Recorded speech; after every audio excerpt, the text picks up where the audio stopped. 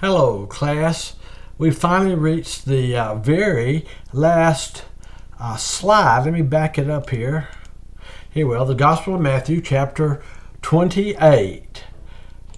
And this is our last recording in the last chapter of the Gospel.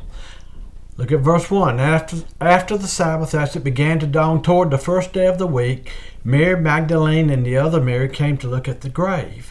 And behold, a severe earthquake had occurred, for an angel of the Lord descended from heaven and came and rolled away the stone and sat upon it. And his appearance was like lightning, and his clothing as white as snow. The guards shook for fear of him and became like dead men. We look at the commentary. At dawn, first day of the week, several women went to the tomb. They knew where Jesus had been laid, for they had seen Joseph of Arimathea and Nicodemus roll the stone over the door of the tomb. The women were returning to the tomb on the Sunday morning, now that the Sabbath was over, to anoint Jesus' body for burial. There was, however, a violent earthquake associated with an angel coming from heaven and rolling away the stone from the entrance of the tomb. The appearance of the angel was like lightning, and his clothes were white as snow. The Roman soldiers guarding the tomb were so frightened by the angel that they shook and apparently fainted. They had been sent there to seal and guard the tomb, but their power was useless before this angelic messenger.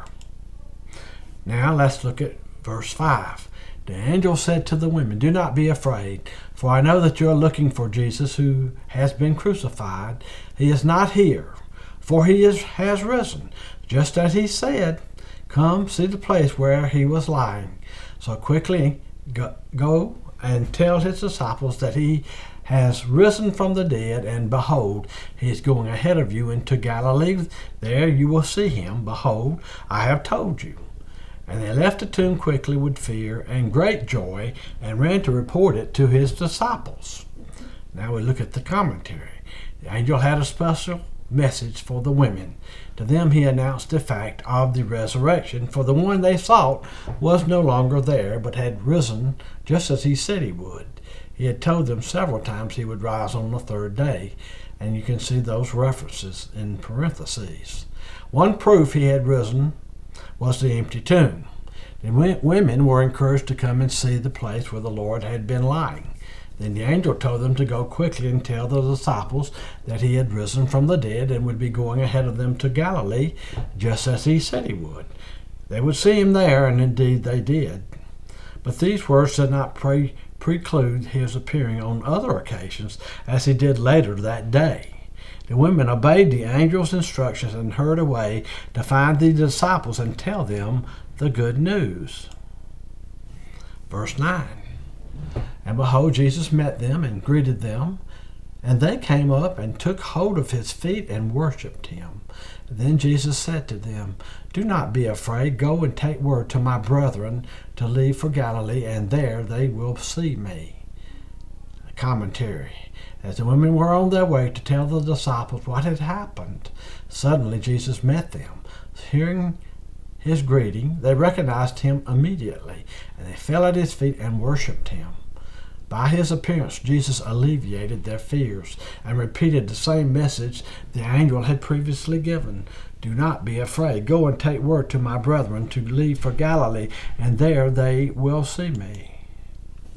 Look at verse 28, verse 11. Now while they were on their way, some of the guard came into the city and reported to the chief priests all that had happened. And when they had assembled with the elders and consulted together, they gave a large sum of money to the soldiers and said, "You are to say this: his disciples came by night and stole him away while we were asleep. And if this should come to the governor's ears, we will win him over and keep you out of trouble." And they took the money and did as they had been instructed. And this story was widely spread among the Jews and is to this day.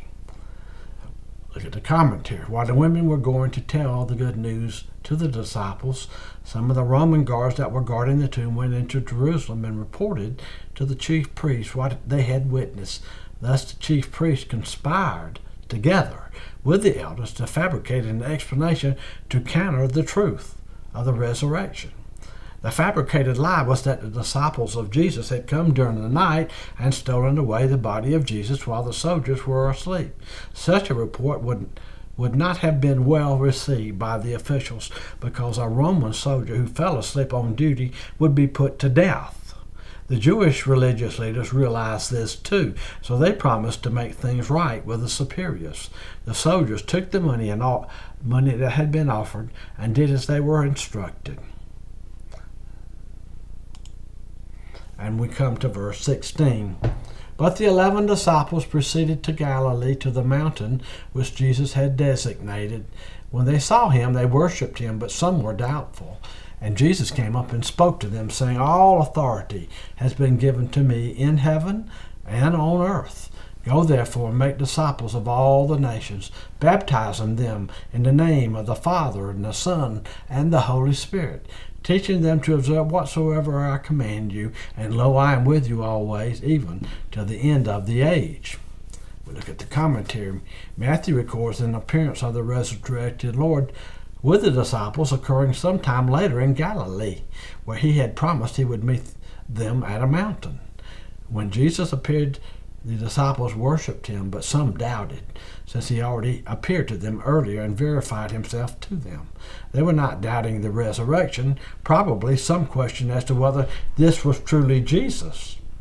Their doubts were quickly dispelled, for Jesus spoke to them, claiming all authority in heaven and on earth. Now he was instructing the disciples to go on the basis of that authority. They were to go to all nations, not just Israel.